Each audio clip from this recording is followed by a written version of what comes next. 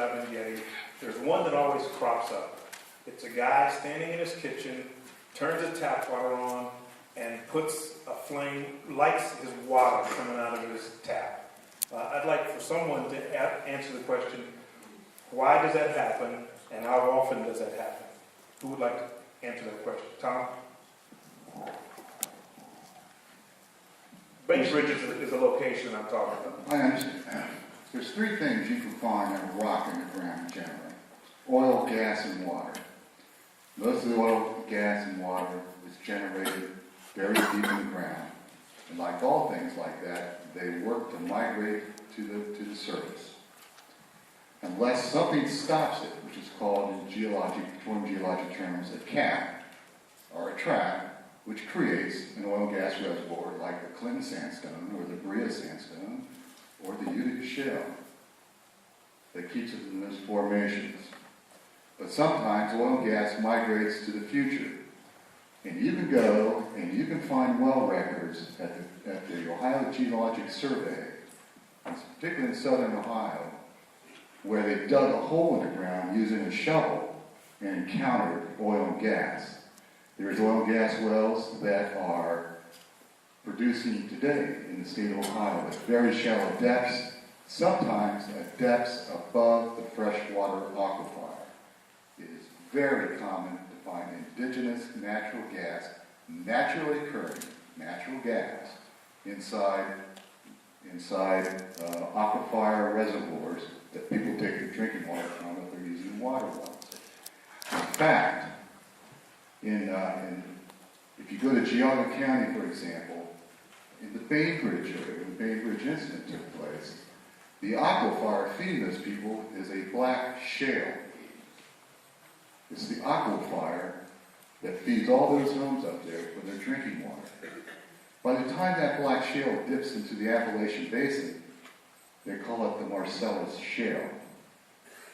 It is also the same shale zone that was famous for creating the gas fields that fed the city of Cleveland 100 years ago in the founding of the East Ohio Gas Company. So the point is, oil, gas in particular, can be found at very shallow depths. I have seen people light faucets, physically seen that. You can go out in Stark County and find farmers who put on separators on their water systems to separate the natural gas from the water before they drink it, because it naturally occurs. So while it was a nice trick to see that in Gasland, it was trying to fool you into seeing something that you really didn't understand.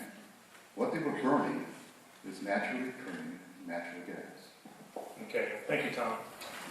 It is true that there's naturally occurring natural gas, but there's also been a number of incidents where, because of natural gas drilling activity, natural gas gets into people's drinking water. The Bainbridge incident Mr. Stewart referenced was in Bainbridge, Ohio. It's actually right near where my mom grew up in Chagrin Falls. And in 2007, a home exploded in Bainbridge. Fortunately, no one was hurt because a drilling company had improperly cemented its well and then hydraulically fractured that well. And the combination caused gas to migrate into this home and caused it to explode. I have a photo here of, and you can come up and see this if you can't see it from out there. But this is Julie Sautner in Dimmock, Pennsylvania. Dimmock is a town in northeastern Pennsylvania.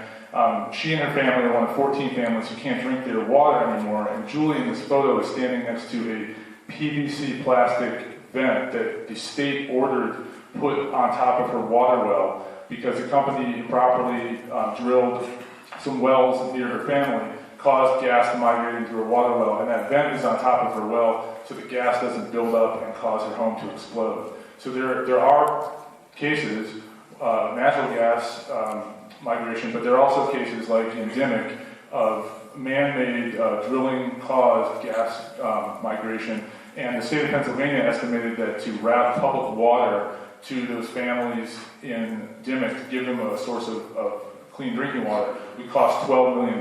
So this is these can be very expensive problems, not to mention dangerous problems.